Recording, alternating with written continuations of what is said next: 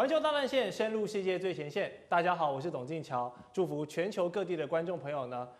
收看我们的节目呢，也祝您平安顺心哦。那我们这一集呢，来宾可以说是加量不加价哦，从多元的视角呢来分析这个国际的时事话题。马上来介绍他们出场。那第一位是清华大学的讲座教授张延廷，建桥好，大家好。第二位是陆军退役少将厉正杰。锦桥好，各位观众大家好，还有时事评论员王尚志，这样好，观众朋友大家好，以及时事评论员邱敏宽，锦桥好，大家好。好，相信有4位的这个背景加持，一定会让今天的话题呢有非常精彩的讨论。那我们一开始第一个焦点呢，还是持续要看到现在这个一意孤行的以色列的事务啦。那现在最挺以色列的老大哥美国呢，可以容许这位小老弟做到什么地步哦？因为美国总统川普呢，他日前在白宫的椭圆形办公室，他是再度表示啊，他将阻止以色列并吞约旦河西岸的这个野心扩张啊。那这也是川普继9月23号在联合国向8个阿拉伯国家保证哦，他会阻止以色列做一些太出格的事情之后呢，川普现在是2度表态了，说他不会允许以色列来并吞约旦河西岸，我不允许这件事情不会发生。好，川普讲的是拍胸脯保证这样子斩钉截铁的感觉，但是要阻止以色列。因为以色列其实现在在那个区域，它等于是可以对美国阴奉阳违，它可以表面上顺着老大哥，但私底下他爱怎么做就怎么做。那现在川普已经下重话了，你不要再继续这样搞下去了。那塔雅胡会听吗？如果他不听的话，美国又有哪一些杀手锏可以拿出来牵制以色列，让他们起到威吓效果呢？先请问尚志哥。我想川普的话能信吗？川普跟所谓的犹太的资本集团，那么跟以色列这个政治的，我讲作为一个以色列这个国家的这种捆绑度，无可怀疑的，无论他说什么。所以当然，因为川普为什么说这些话？因为现在确实川普来到至少在中东地区，乃至在联合国已经出现了空前的信用或信任危机了。要知道，到9月底之前，承认巴勒斯坦作为一个独立建国国家，已经超过151个国家了。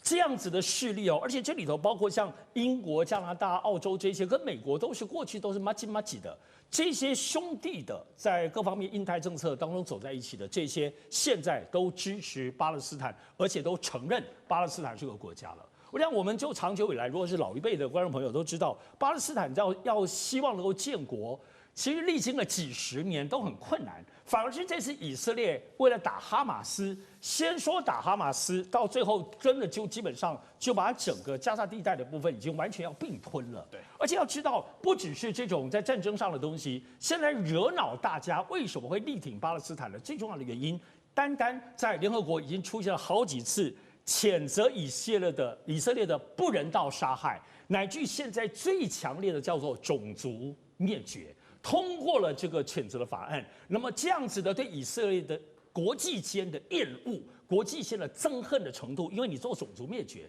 使得大家马上在第一步，为了不让巴勒斯坦亡国，所以干脆就直接让他就承认他就已经建国了。也100多个国家，所以现在川普最重要的部分是他面对国际压力，因为如果你美国在跟以色列捆绑的这么深，你就基本上真正的最大的压力哪里是以色列呢？你是美国，美国自己基本上他的这种 international credit 国际的部分的很多的信任资产也会赔进去。好，你说川普讲这个话，我们来仔细看他的用词，叫做我不会答应这种事不会发生。那到底美国要具体做什么呢？没讲。才会这么做，所以要阻止哪些具体的方针呢？没讲。单就先前我们知道，在整个现在阿拉伯情势的大转变，就是以色列攻击卡达这件事情，让整个阿拉伯大团结，甚至会形成阿拉伯的北约的这样子的更凝聚，乃至于说中国跟俄罗斯的势力是不是更渗入于其中？所以我要讲，川普讲这话。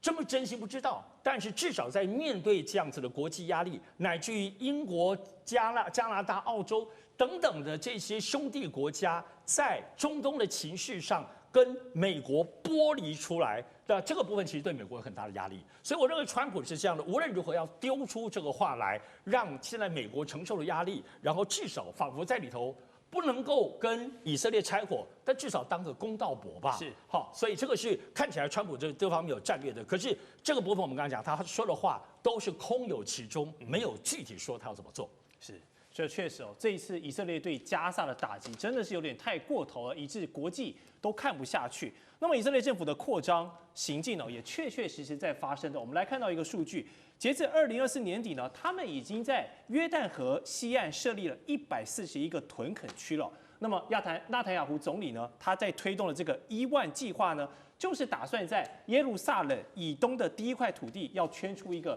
12平方公里，建造3400个住宅单位哦。那根据以色列这个极右翼的财政部长史莫特里奇，他这个月展示的一张图，显示了他们最新划定的新边界地图哦，可以看到这块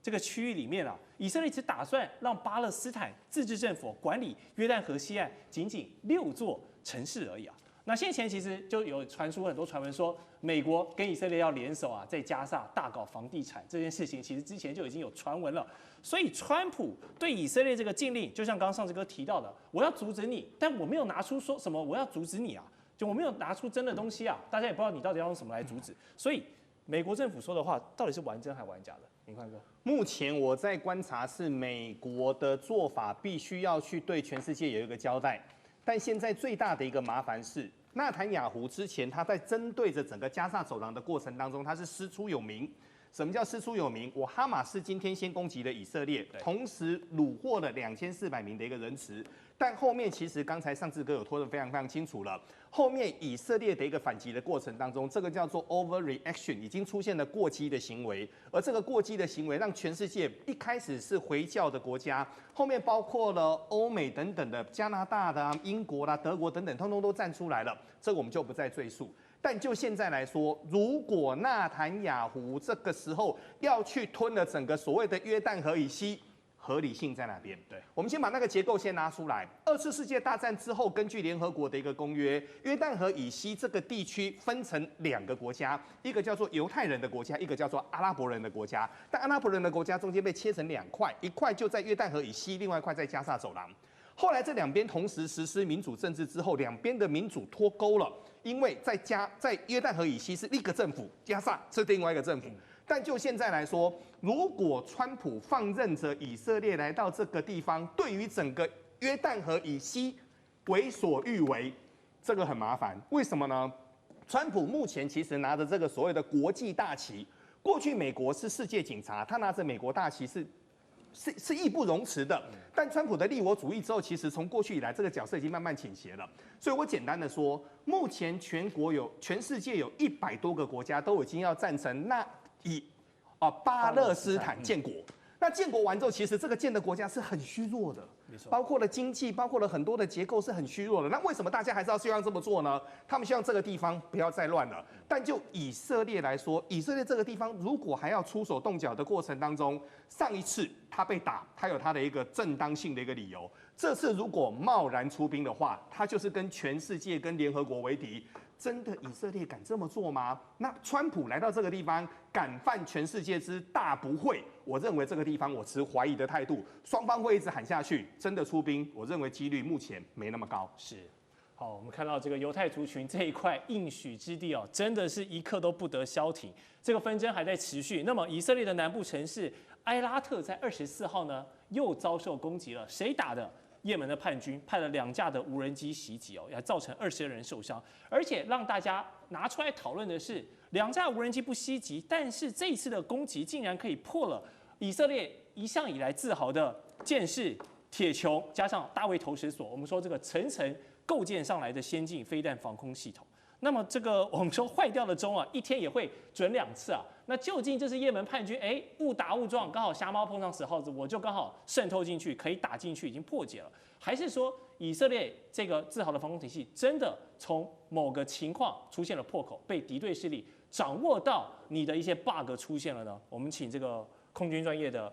张教授来帮我们观众朋友解析一下。我认为这是以色列的搜索雷达可能没有发现这个也门胡塞组织所发射的无人机哦。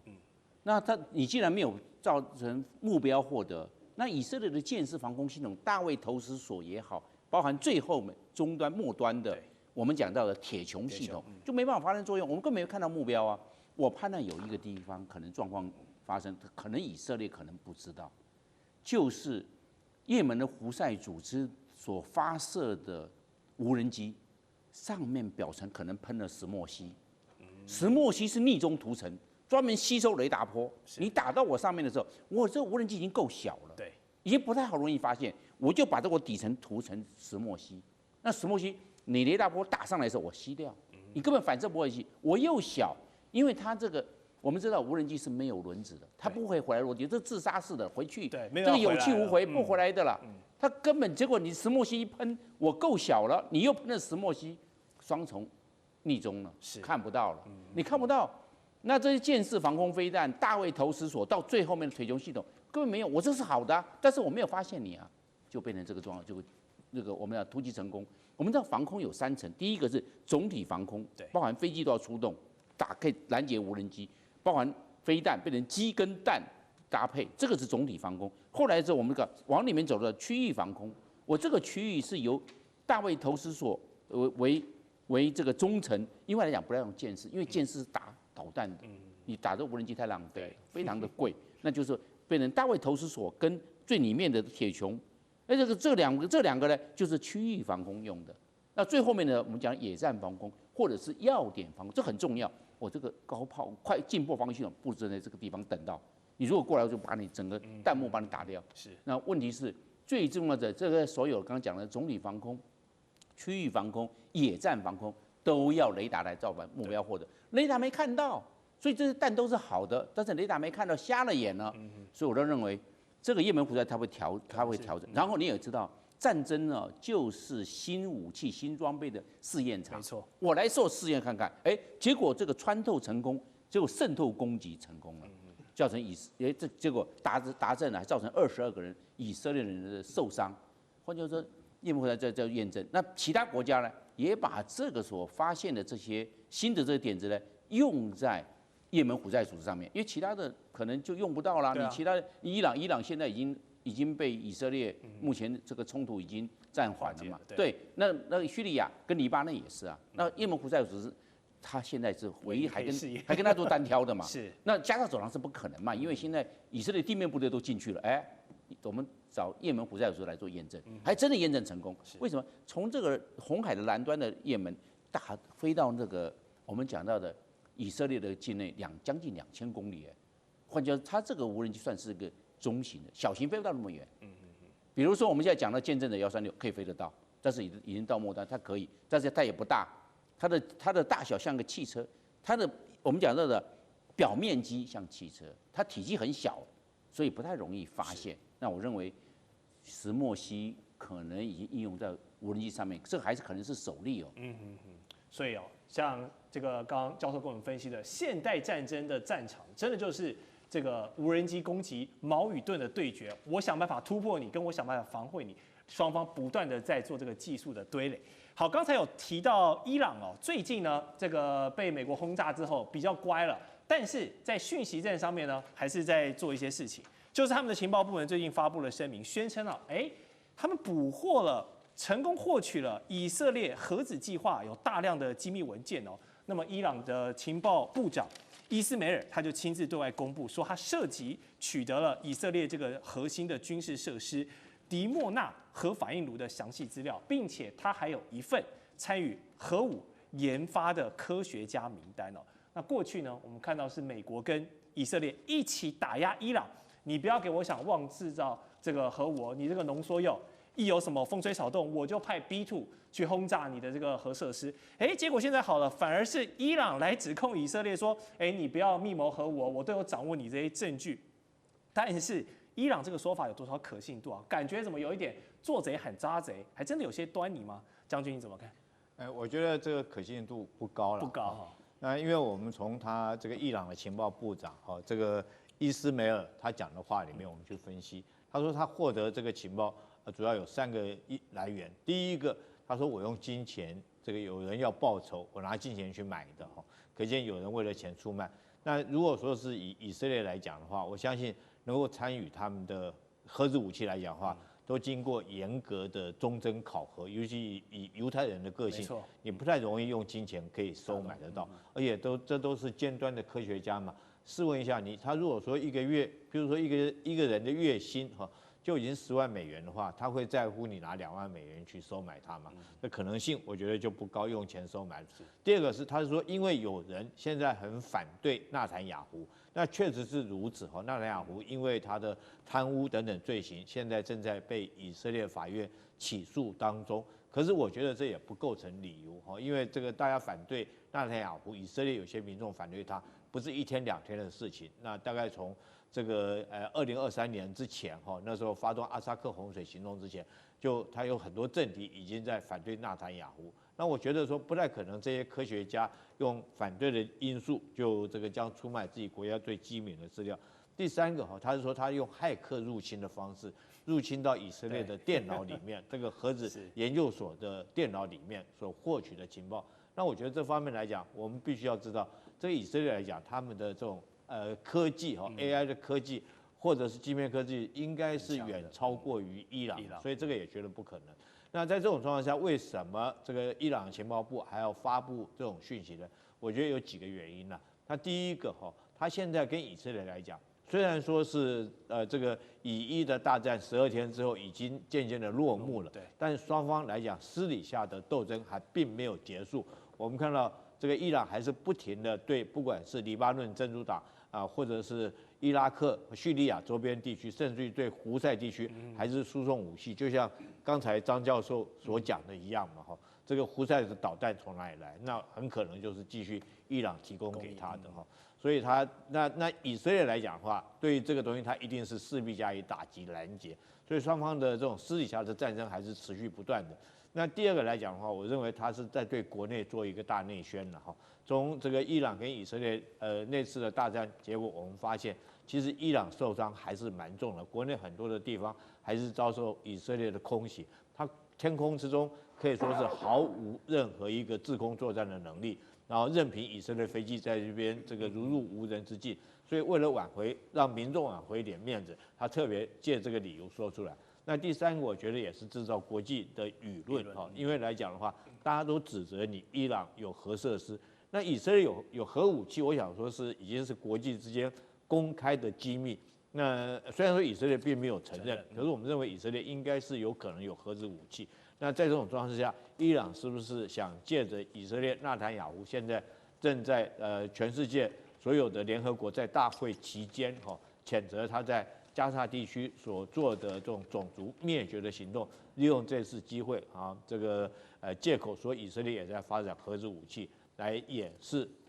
自己本身有核子武器正在发展的可能性比较高。所以我基于不管是对国内的大卫宣啊，对国外的哈。甚至于说是他现在跟以色列还在交战当中的这种状况，所以我觉得情报部长放出这个讯息。可是现在重点就是说，你既然有这个讯息，你应该有拿出相关的一些佐证资料嘛。我们看到他没有任何一点的佐证资料数据出来，那光凭嘴巴讲，我觉得这东西不能够让世界上面很多国家能够信服的。就大家就先听听就好。好，那么中东的局势呢，持续在有很多的这个密集的交错，但是呢。美国国防这边呢，安静了好一阵子。最近发生一件大事情，一个人事安排非常的耐人寻味，那就是国防部长赫格塞斯，他忽然一声令下，要召集扣回在全球各地这个准将以上近800位的美军将领哦，要求他们在下周呢要齐聚在维吉尼亚州的匡蒂科海军陆战队基地来参加会议。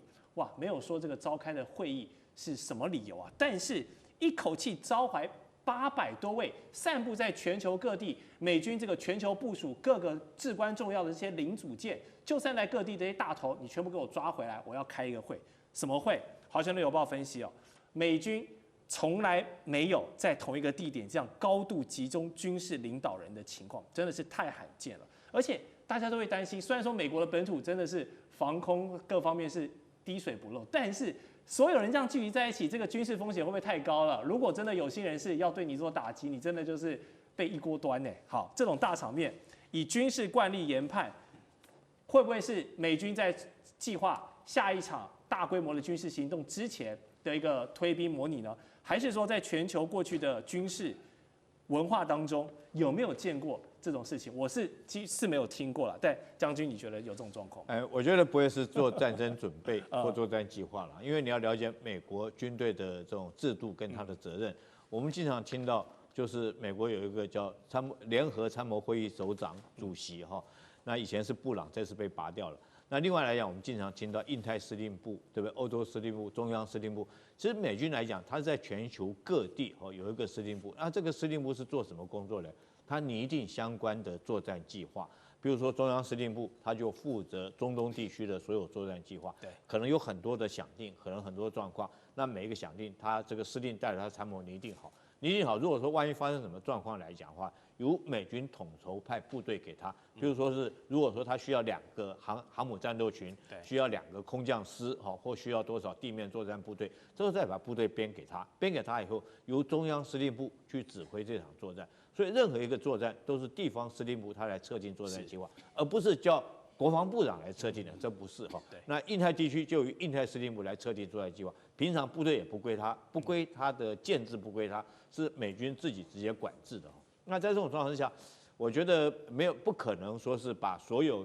全球各地的将官都带回去讨论作战计划，这是不可能的。那另外来讲的话，你知道赫格塞斯他是战争部长，但他主要是什么权责呢？我觉得他主要权责是这个军队的人事权在他手上，人事权在他手上。那这时候还有这个军中的文化相关的这东西，在他掌握的，真的作战指挥不归他。那这时候把800个人叫回去，我们不禁会联想到，是不是跟他的人事有关？这个由于是赫格上任以来，那我们感觉到美军里面这个一连串的你可以说人事的调整跟调动甚至于有些人被迫离职，包括好几个将军都被迫离职了嘛，就命令他们退伍。那这次800个人回来，是不是他在这个我认为是在人事或政策上面有重大的宣示？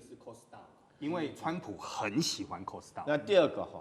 个我特别要讲像这种确实把军队召回来，确实是非常的危险。倒不是说他们被一锅端掉是危险的，而是你部队你本来就不应该有责任区分。譬如说，像我以前在这个小金门服务的时候，我跟大金门的司令，我们2个不能同时休假，不能够同时离开。那你现在来讲，各作战区如果临时有状况来讲的话，这么多个将领调回去，会不会临时有状况？那这个地区里面的这些参谋，他就会面临群龙无首的状况。所以我觉得可能只是赫格塞斯有重大的人事政策，或者是说他们的这种文化上面来讲的话，比如说像刚刚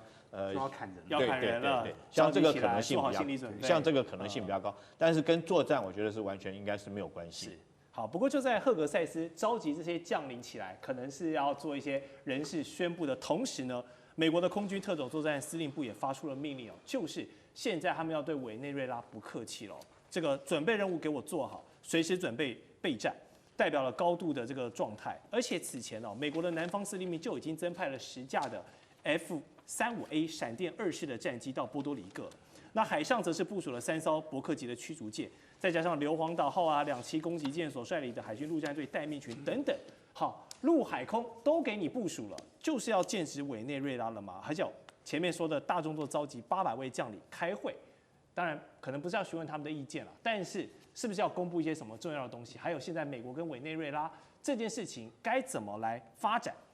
赵教授，我们请帮观众朋友点评。我倒认为美国现在他这个召集的800位将领，我认为是有蹊跷。我们来看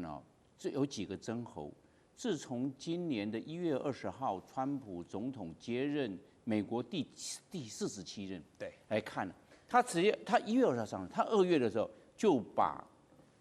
就是我们的参谋联席会议的主席这边在我们这边叫做参谋总长，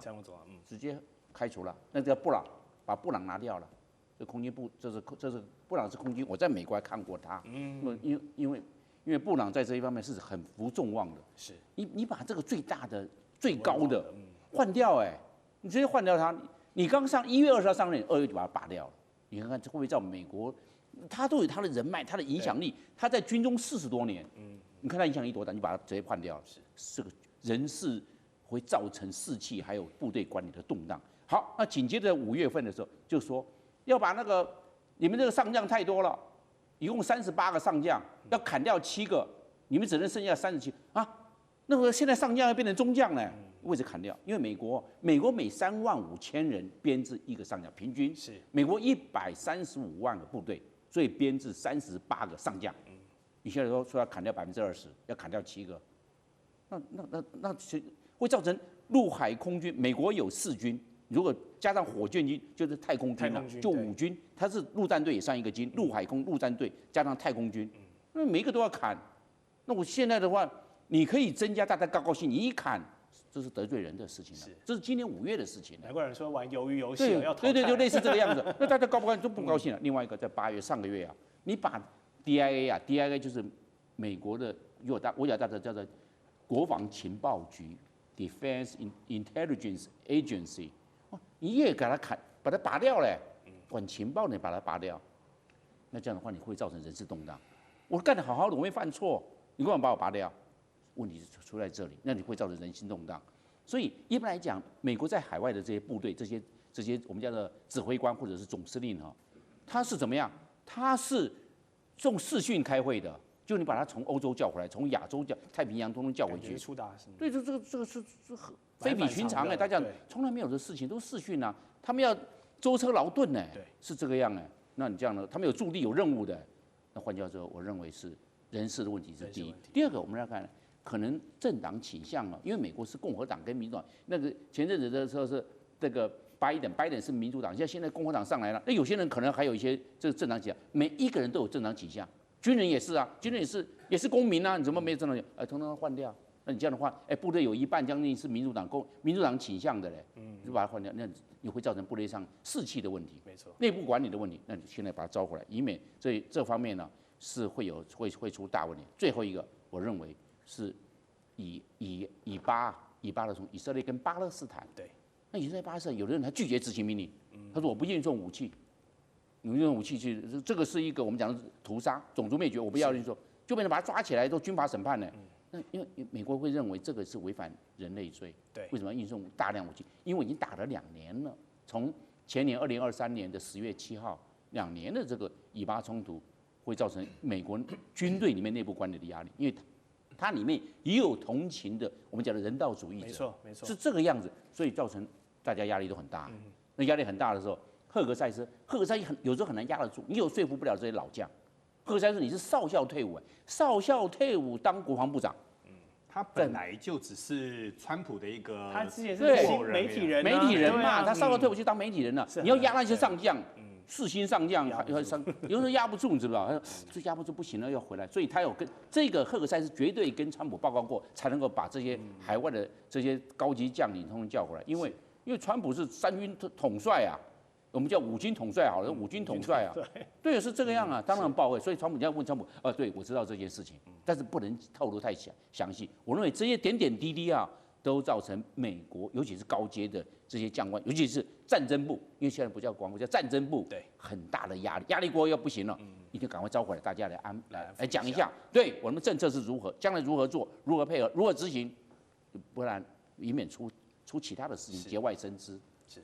好，我们再持续来讨论一个比较跟我们台湾确切可能会影响到的一个国防话题，就是日本的产经新闻访问了美国这个现在叫战争部之前国防部的前政策顾问一位叫做吉原俊景的先生他就说透露川普政府呢即将发表的2025年国防战略呢要嚇阻共军。犯台作为对外的战略核心他说如果北京一旦打破平衡进犯台湾，那么美军呢将会介入阻止。吉原指出新版的这个国防战略是以美国优先跟以实力求和平这2大概念为基础，并且要以构建这个精穹系统 Golden Dome， 还有美国的本土防卫以及嚇阻中国武力夺取台湾这3点作为重中之重。但我们看到前一阵子这个美中的贸易大战，大家打得非常激烈，但是经贸还是留了一线，日后好相见但是国防方面，现在台海议题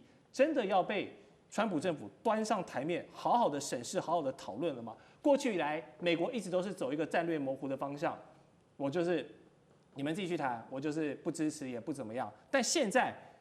被这样子吉原一说，我要把台海议题端上讨论桌当成筹码，所以抗中保台这张牌，现在美国也要拿出来打了吗？我想问一下，敏焕跟我们先讲好了。好了，我们来先看一下哦。第一个，在川习对话当中，这是非常罕见的，台湾只字未提，南海只字未提。结果都只字未提之后呢，美国的媒体就说了，其实啊，在习川的对话当中，他有谈论到3件事情。第一件事情，降低关税；第二件事情，减少贸易的障碍；第3个，反对台独。那这时候所有的观众会问啊，反对台独很熟啊？来，我们先把定义先跟各位说明一下哈。其实美国过去的一个定义是在一个中国的前提之下，不支持台独。对，不支持跟反对是不同的字，所以他现在是说反对台独。那现在问题来了，美国吃不吃？后面不吃，所以据传后面是贸易，我们大家就各退30里。台湾的问题就先不了了之。但现在问题来了，第一个，川普一向以雷根为帅哦。他就是以雷根为他的老师，他是他人生中的一个标杆，所以他是一个大美国主义。那大美国主义当中，我们现在要了解美国现在它真正的核心的整个利益在哪边哦？我们来跟各位谈几件事情。最近有一篇新的一个报道说，如果我们因为美国他们本身4亿人当中，其实70%的消费已经可以把他们的整个所谓的消费给盯起来了，但能够让美国伟大的一个地方是在于，包括了辉达。包括甲骨文，包括 OpenAI 等等的科技的制载力，对，医学上面的一个制载力，跟整个所谓的国际上面的一个武力的一个制载力。但过去美国一件事情它是输的，超高音速飞弹。所以对于整个川普来说，我如何能够在外太空当中保护我整个美国的一个安全，这个是很重要的，所以才有所谓的金琼系统。我们把这些架构都推荐起来之后，这时候问题来了，不管是高科技。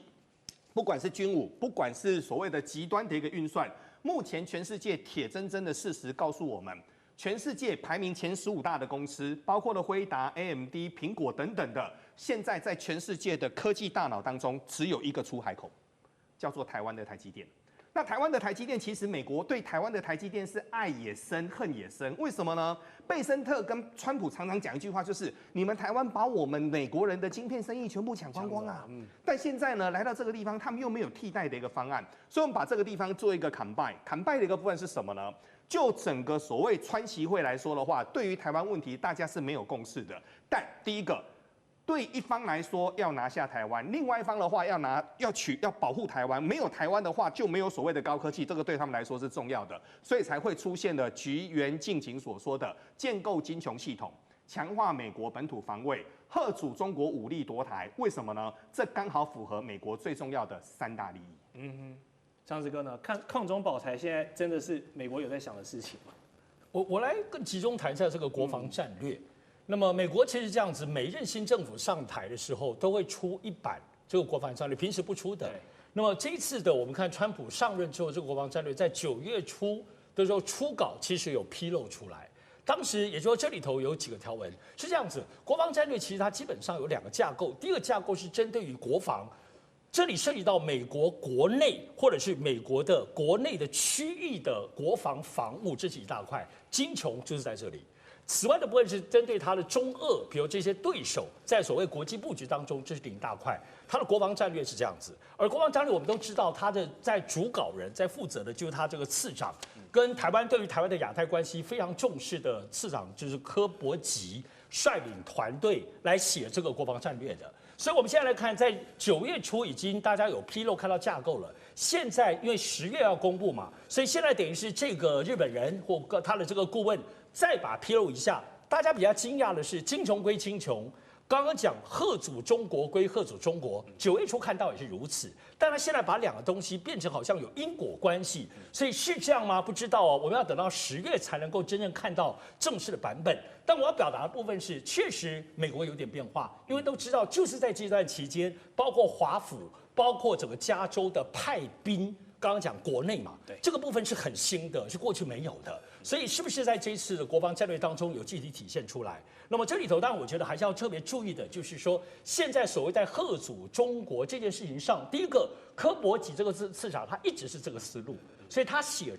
主导写这个东西确实没有错，但这个东西是川普的思路吗？还不知道。我们要知道，现在所谓对于中国的这个总战略来说，爪牙们、赫尔塞斯、卢比欧，包括刚刚讲柯博吉等等，他们基本上在印太当中都是强悍的，都是长期以来对抗中国的。可是川普不一样，而眼前接下来10月是要公布这个个国防战略。但就像刚刚前面提到，10月底 APEC 川习会要见面啊，所以也就国防战略怎么写，如果像现在讲的真的挂在一起了，可是，在川习会是不是会认了，还很难说。没错。地缘政治、美中之争、战略价值、强权崛起、小国生存。现在与未来洞悉事件走向，掌握世界脉动，全球观点尽在环球大战线。好，10月底马上就有大事了。接下来我们把节目的目光呢聚焦到美中的最新关系发展上。中国的国务院总理李强呢，前一阵子去了纽约哦，很开心，他跟美国的友好团体呢座谈了，还用了一个非常有哲学的比喻来形容美中关系哦。他说两国呢像是一个夫妻啊。时有吵架，但最终呢还是需要彼此的，所以呢，他释放一个强烈的伙伴还有朋友的这个讯号。那同时，中国的商务部长王文涛呢，他也敦促中资的企业啊，说哇，这个在中国大陆国内内卷太厉害了，可以制造出各种 CP 值高到爆表的产品，但是大家不要把这个内卷文化带到美国去了，否则啊会把这些美企啊全部都卷死，那美国人都不用做生意了。所以也是在一些这个经贸上呢，好像对美国市场也提到了一些示好、示到一些保护的这种说法。所以我们看两位长官在对外的态度都是呈现了一个对美稍微友好的一个态度，那都不用想，一定是在为之后的川习会来做提前的友好部署嘛。那么这个种种示好，川习会有这一铺垫。能不能办成一个漂亮的场面呢？我们请尚志哥先帮大家分析。没有说，现在中美关系一定要关注的部分就是眼前在10月底，在韩国的 APEC 的这个时间点上呢，川普在上任之后，终于第一次要跟习近平活人相见了。那这个活人相见，在中美的关系上还是意义很高的。当然，未来有没有可能像先讲，川普到中国去访问了，习近平到美国访问，那都是后话，都是明年的事情。所以眼前在这个10月底的这一场部分的见面非常重要。我们都知道，其实中美双方都很努力的针对于这场会面，现在有各种的外交、军事、经贸的各式各样的对话。前阵子我想在这条节目里头，我们也都知道，两边的国防部长也对话了，对话完2天之后的外交部长也都对话了。过去没有这么密集的了哈，所以现在这种对话当中很多的沟通，特别是见面之后有没有要签什么东西哈，特别在至少在关税这个中美关税的这个框架上，当然大家我们谈问题。好，我觉得李强这个很有意思。要知道呢，其实川习会的铺陈可不是都在营造舒服的环境。对，在前几天我们都感受到中美两国为了川习会，大家恶意螺旋又丢出来了。那么在美国方面很清楚，包括 AIT 突然丢出一个台湾未地论，这是有点莫名其妙哦。然后另外除此之外，也包括整个在美国商务部当中出现了23个黑名单又丢出来了。中国大陆也没有给好柿子，马上就调查辉达，把辉达作为反倾销，直接打入谷底，不买辉达的晶片了。还有，就我私下知道的部分是，在这段几个月当中，美国军事跟民间当中提出2000起以上的稀土的申请，中国大陆一件都没批。所以也都就大家还是在狠话哦，在这谈判当中的筹码，尤其川普很爱这样的，因为川普自己也在讲，哟，你们这个大家要你们欧洲国家大家一起把中国的关税提高到100%，逼迫中国不要在乌克兰战争再帮助俄罗斯，所以这些都是恶意哎。那可是恶意可以喊话堆叠。但善意还得要用人出来讲，所以李强出来的部分，包括整个王文涛在美国的部分环境当中，透过表达，因为人来表达这种善意的部分当中很含糊，说是夫妻，但是至少这当中在收紧跟收放之间，这当然就是大国之间的一种为了川习会，那么在外交上当中大家所要有所准备的。所以这个要提的部分是要特别知道，现在在整个有关于内选这件事情。中国可不是为了美国讲，那么我们都知道，其实中国大陆已经介入了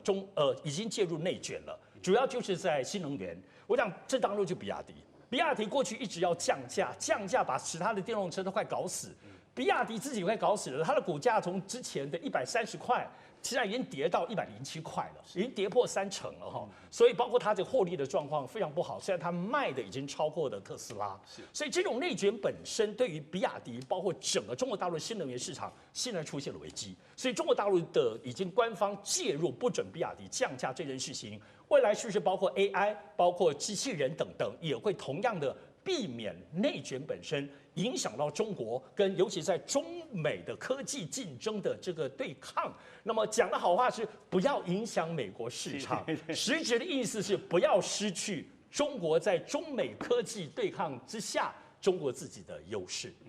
好，那么刚刚山德哥帮我们提到，现在因为要铺垫川习会啊，所以双方从科技、从军事到外交各个领域都还在针锋相对，同时也释出善意。那北京这边做了什么事情呢？拿出了实质的大礼包。美国的波音公司就宣布，向中国大陆的金鹏航空要交付一架全新的777货机哦。要知道，这是川普贸易战发动以来波音首度交付全新的货机给中国民航业者。那同时还有一件大事，年轻人最爱用的抖音海外版 TikTok 讲了很久，美国的经营权要卖给美国这件事情呢，框架协议据说是已经谈得七七八八了。但同时，华府智库呢，专家也揭露了北京的终极诉求。我们刚刚前面有提到的3个要点：一，要调降美国对中国的关税；二，尽可能要取消这个出口管制；还有政治意味最浓的，还有跟我们这个台湾息息相关的，就是在台湾议题的态度上，要从不支持台独转变为反对台独。好，北京提出的这3大诉求，跟川普来谈，那这举动当然跟我们确切相关，就是这个台海的议题嘛。端上了谈判桌了吗？那两位将军怎么看这个大框架上面台独的反对的议题？我们李将军先讲。我先试问一下，我们台湾在川普心目中的地位是什么？我们有什么这个筹码？有什么这个成本？我们可以跟美国来讲，对，好像我觉得有2个。第一个就是我们有晶片制造能力，美国需要这个晶片。但是你现在发现说，美国川普已经叫我们把台积电很多都已经搬到美国去，变美积电哈。另外第2个来讲，我们看到美国在培养他们自己晶片公司 Intel， 那大概就是美国自己也入股了嘛。前一阵子我们也听说，包括叫 NVIDIA 黄仁勋也要入股哈，他在扶持自己的晶片制造业。这是晶片。那我们以后来讲，如果说台湾还不能够再保持台积电这种晶片制造的领先地位来讲的话，那我们台湾在美国川普心目中有什么？大家不要忘了。川普在第1任的时候，这样讲到台湾的时候，他指着那个原子笔说，台湾不过就是像我这个圆桌、办公桌上面的一个原子笔尖而已。在他的观念上面就是这样。第2个来讲，其实我们台湾有一个价值哈，那大家就是地缘战略上面的价值。你说是民主价值，我们台湾有民主，我跟你讲，那是自欺欺人的说法了哈。以川普来讲的话，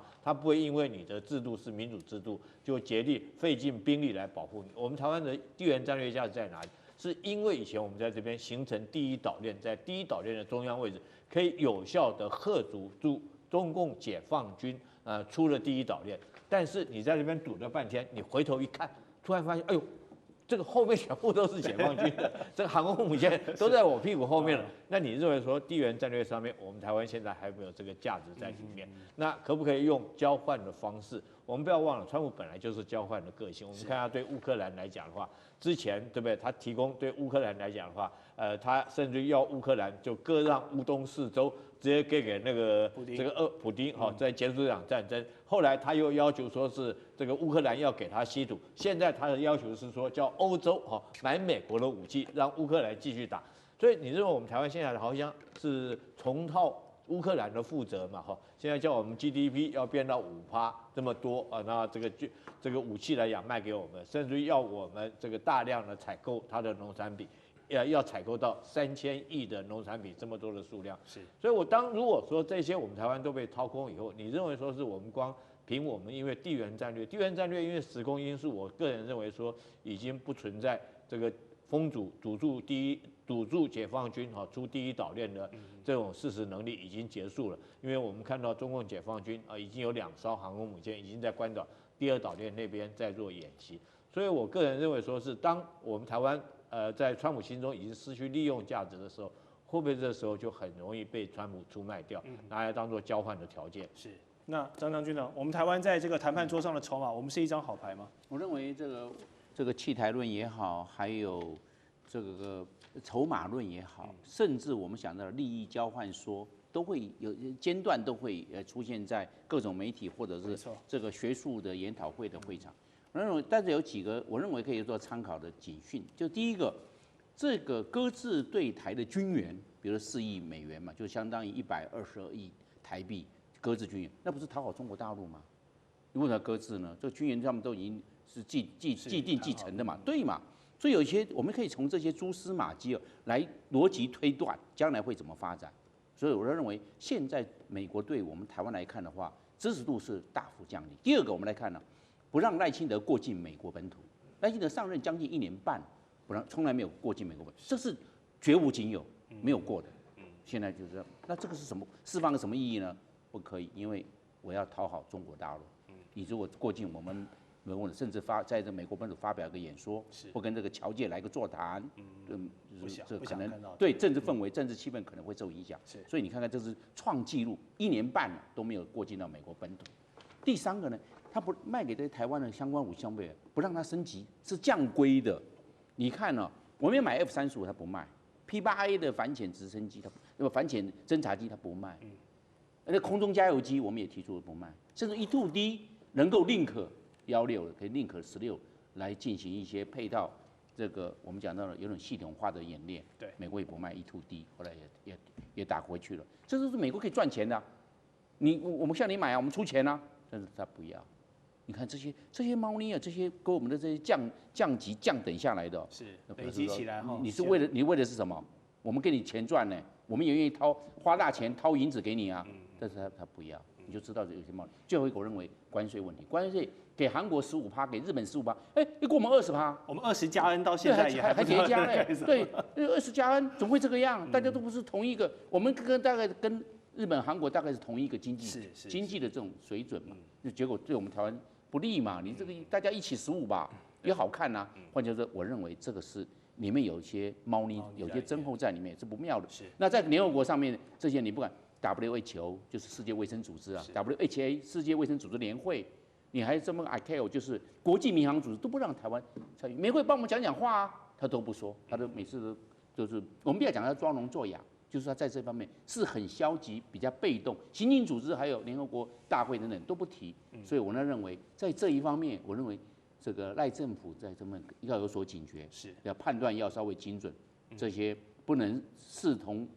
儿戏、等闲视之，我认为这是不是很好的一个现象？是好，刚才。教授跟我们讲这些蛛丝马迹，观众朋友可以好好去思考一下。那么就在李强访问美国的同时呢，中国商务部他们也出了一个手哦，就是把萨罗尼克科技等3间的美国军工企业列入了不可靠实体清单，理由呢竟然是跟台湾有军事技术的合作，不开心了，所以你是不可靠实体清单。另外，中国对原产地在墨西哥还有美国进口的胡桃哦，则是发动了反倾销的调查。我们这样。粗略来看，是你打我一拳，我打你一脚这样的感觉。但其实这些举动啦、反倾销啦，都没有打到点上啦，就是一个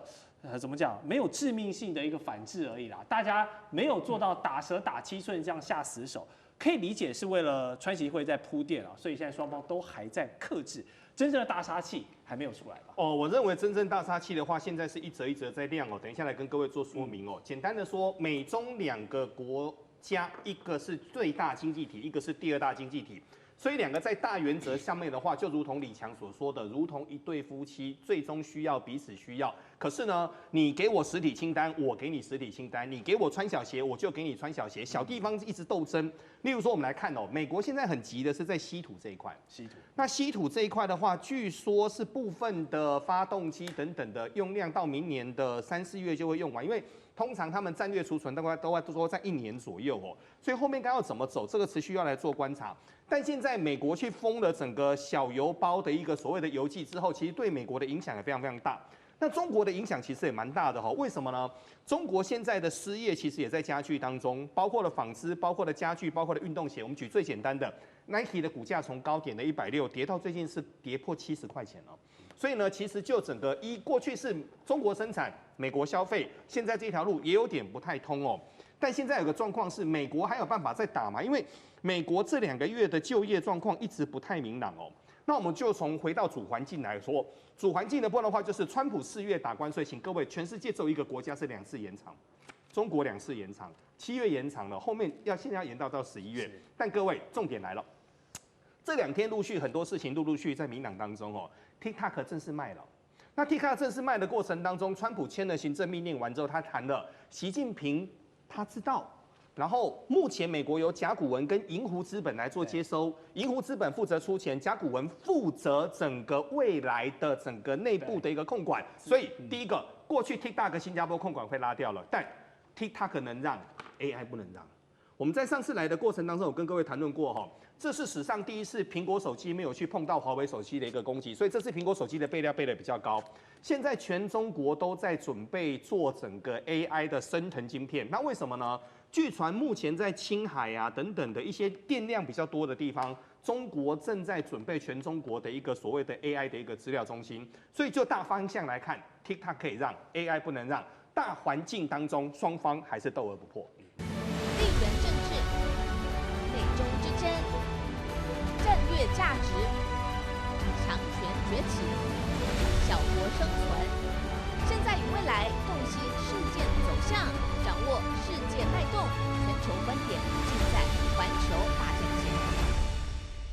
好，一场韩剧娱乐牵动政治敏感度的话题，我们来持续聊聊最近被中国大陆全网抵制、被延上的韩国女星全智贤，还有她主演的这个韩剧《暴风圈》啊，因为里头的一句话，为什么中国偏好战争这样入华的台词呢？让全智贤遭到了品牌的切割，都是一些大牌子哦，包含精品的 Louis Vuitton， 还有钟表珠宝的伯爵，还有保养品海洋、拉娜，这都是高端的品牌。那据说全智贤损失的金额可能高达人民币2.3亿元。那么前环球时报的总编辑胡锡进也点出哦，在中韩这几年的微妙关系下，明星艺人必须谨言慎行哦，就怕有不当的舆论惹火上身。好，这一句中国偏好战争描述了战狼风格的台词，引发现在全网强烈的反感。关键是什么？我们请来宾来分享。先，教授，我认为这个它触动了中国大陆很敏感的民族主义神经。民族主义，对民族主义神经呢，你这边强调啊，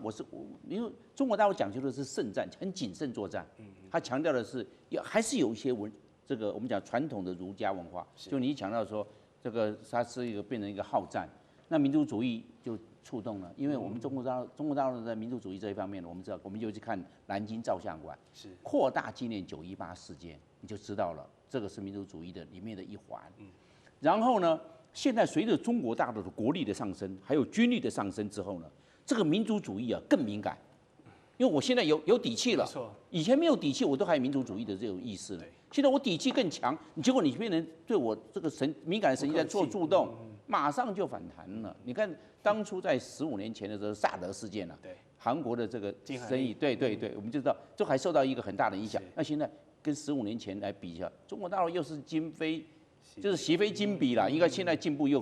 跨了一层了，它更有底气了，所以它这个就可以在很多的问题上面有把它变成政治化，那这个现象，所以这个尤其是牵扯到这个民族主义、民主意识的状况之下，都要很谨慎，因为韩国要做生意啊。李将军呢？我觉得这部片子拍的这个真的是不用大脑。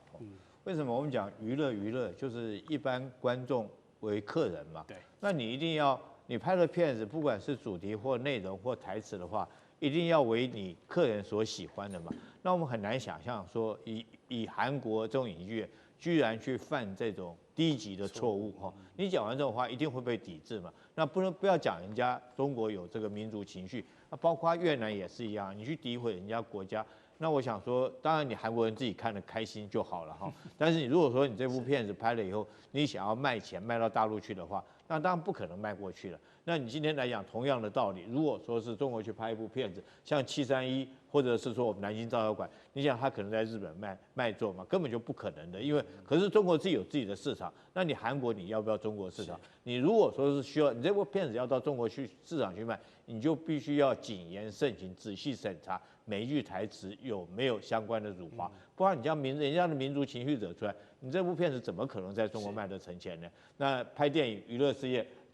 讲究的就是要赚钱嘛，那你这个你搞成这样，你怎么去赚钱呢？是，好，明宽哥，因为一句言上的台词，有没有可能再触发新一波的禁韩令？第一个暴风圈这次可以说是惹了马蜂窝了。禁韩令本来在前2年已经慢慢的萎缩下来了，那当然因为韩国很多的大企业后来被中国企业给买了之后，禁韩令就开始消退了。那这次为什么会搞到这么大？第一个，全智贤太红了，树大招风；第二个，其实后面的内容哦，前3集看完还蛮好看的，后面有点荒腔走板。荒腔走板完之后，后面又去抵触到了中国跟越南哦，所以只能说全智贤第一个树大招风。但是我认为，其实暴风圈来到这地方也吃了一点大头病。对于整个国际的一个编剧来说，你一定要很确切的了解你今天的 TA 市场后面的金主在哪边。如果这些你都不能够面面俱到的话，有时候一部片子的一个爆红，人家金主买回去看，后面全国都在抵制你，这对于一个国家来说不是好事啊。是。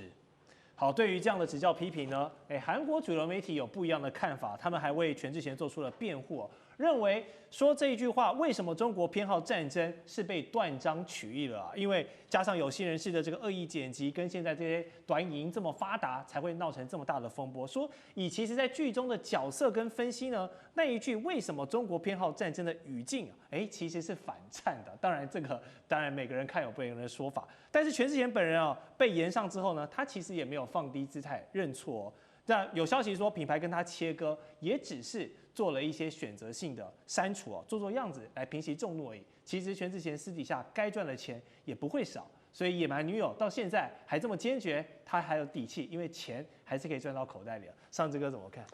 好，我是彻彻底底在追这部剧哦。是，我想这部剧是很厉害的剧，我认为也很精彩。当然，有关于中国的评论是在大概第4集、第5集陆陆续出现，也不止他的一句话。对。当中也包括，比如说男主角跑到大连，到地方去做一些准备，本来要偷渡回北朝鲜的，结果他到大连那边的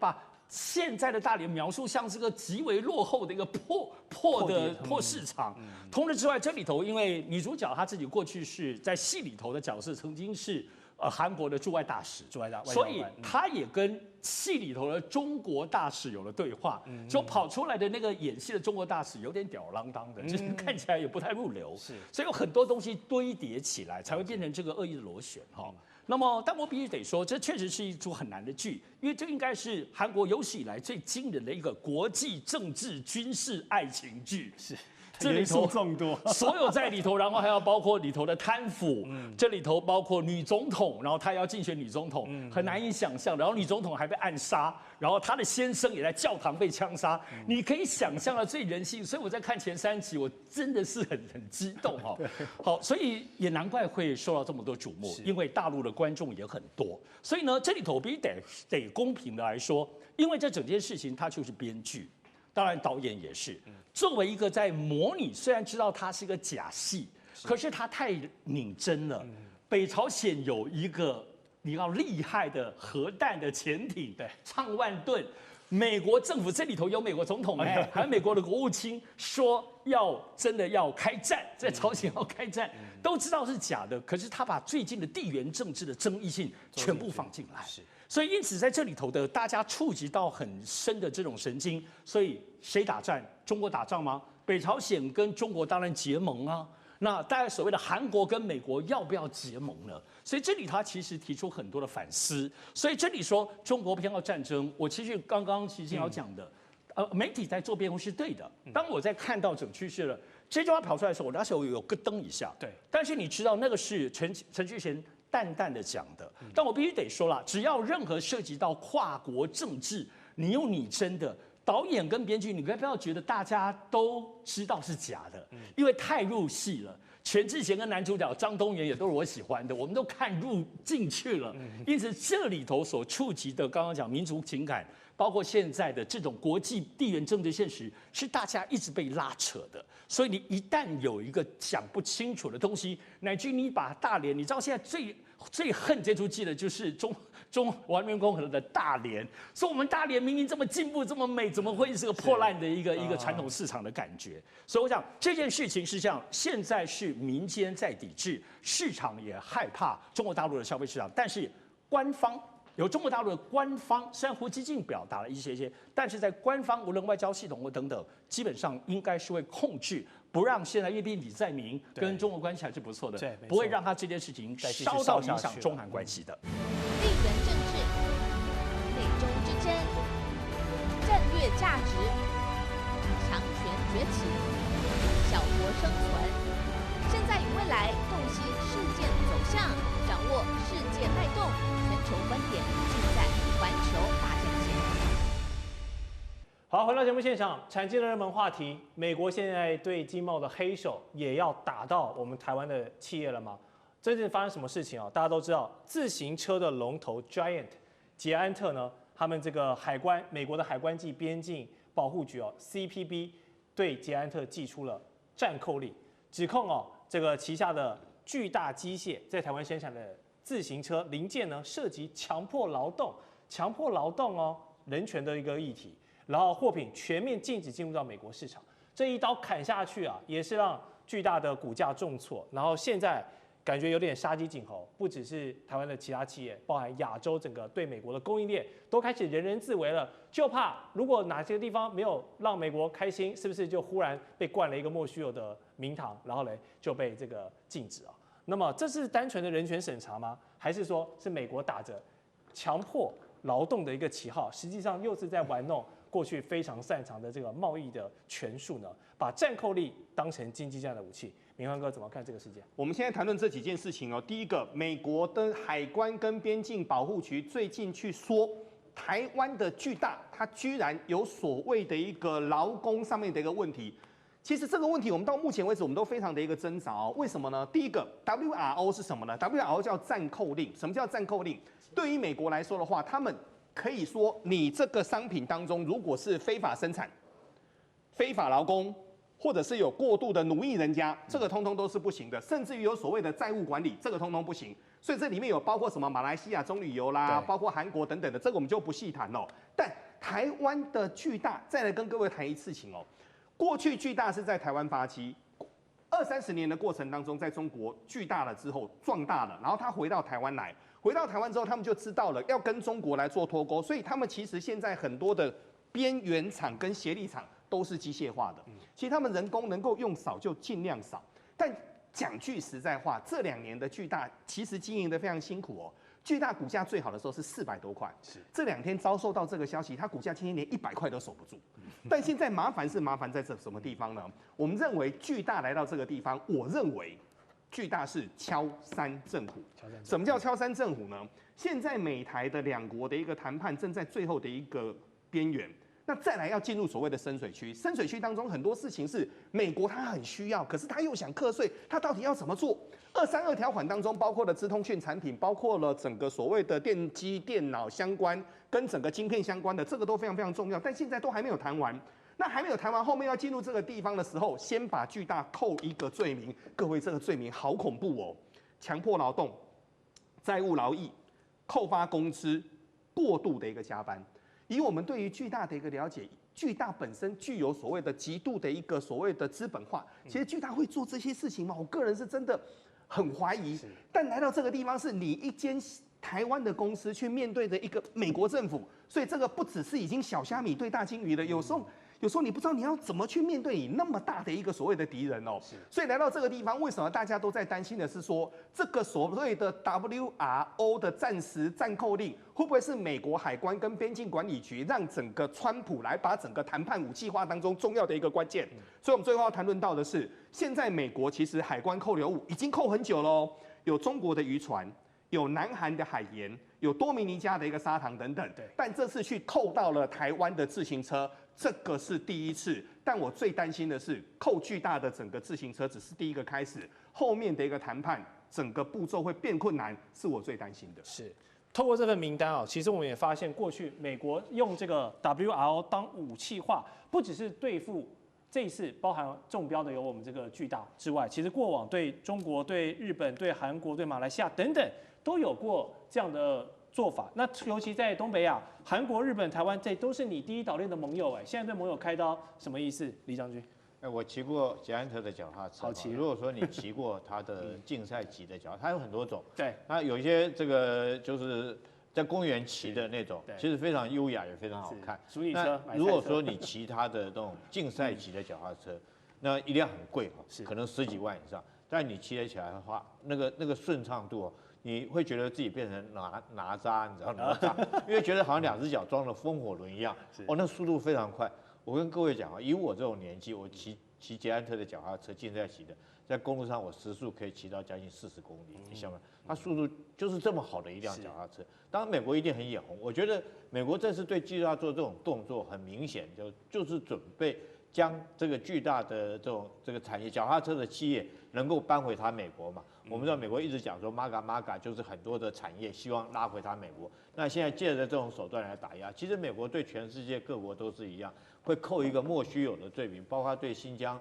所谓的太阳能也是借这个理由。是。那试问一下，这次来讲，美国有没有到人家巨大公司现地去看？昨天我看巨大的这个他发言人他讲说他没有来看，绝对没有啊。你没有来看，你怎么可以说就是血汗工厂、血汗劳工扣克工人的薪资呢？我觉得这是欲加之罪，何患无辞。目的他只是想要将这个生产技术搬回到美国去。但是我特别要讲，如果说到美国的话，那个脚踏车成本、工人的成本会更高。我们前一阵子不是在讨论美国的这种 H-1B 的那种签证费用要提高到10万吗？为什么印度的这种签证来讲的话，它的工资要比美国的工资平均便宜15%到20%，所以人家美国我企业来讲，我一定要用便宜的劳工嘛。那你今天美国来讲，如果说你硬要将这个搬回去的话，我觉得只有增加自己美国脚踏车行业、脚踏车这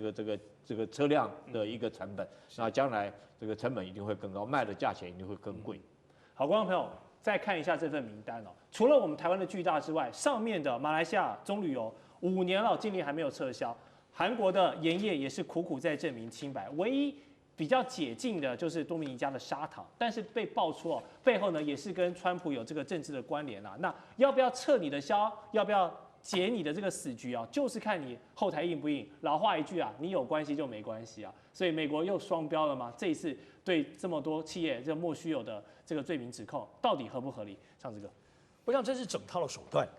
以川普最新的宣布，他是针对于药业又课征了100%关税，而且没有管你是哪个国家，除非你这个药到美国做制造。对，好，也就是说我们可以看清楚，关税是川普在总统的格局来对付国家、对付特定的产业的手段，动辄随便他怎么开哈，然后大家再来协商嘛。而我们现在看到，我觉得这次暂扣令很明显的是针对于个别企业。我们现在看到这些虽然都是国家当中盐啊、中旅游，但它基本上它暂扣令都是针对公司，对公司。所以这里头很明显的，就我们过去其实都很清楚知道，美国有非常多的，包括它的反倾销调查，包括301的这个条款的法案，它有非常多的针对产业、针对个别公司量身定制的，随他们所意。所以我觉得现在针对于暂扣令这件事情，就表示说，除了关税这个大产业领域之外，开始针对他们锁定的企业对象，像被巨大被锁定了，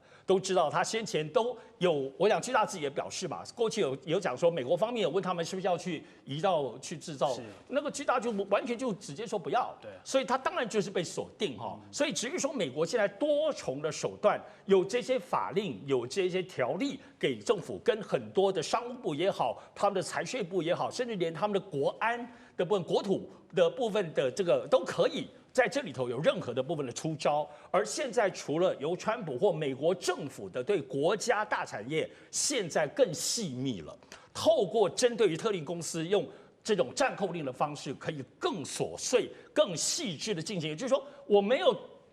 惹恼你或跟你这个国家产生巨大的碰撞，但我透过扣住你的企业，对你产生警示的兆头。如果刚刚所提到的部分，它最后面的关税谈判，台美的关税谈判当中，可能也是一个威慑力。我想这就是美国现在很细密的，透过关税战为核心当中的各种的法令跟实质的扣押手段，已经是全面进出了。是。好，这个要有川普，他有他自己的一个盘算，但是台湾这么多企业，你美国最需要的晶片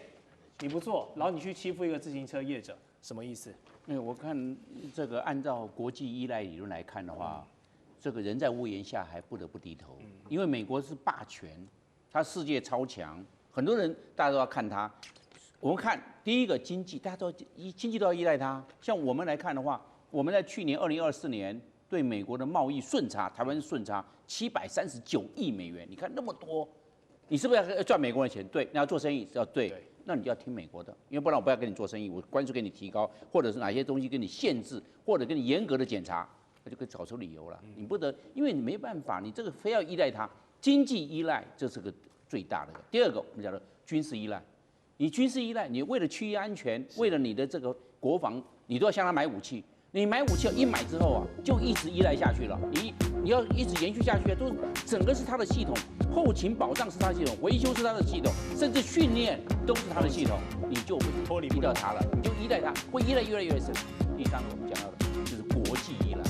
你的整个国际的外交，尤其是台湾这个状况，你更要依赖他，他要帮你守住最后的几个小堡垒了，你还要不要？要，那你很多时候你要听话，还不得不买单。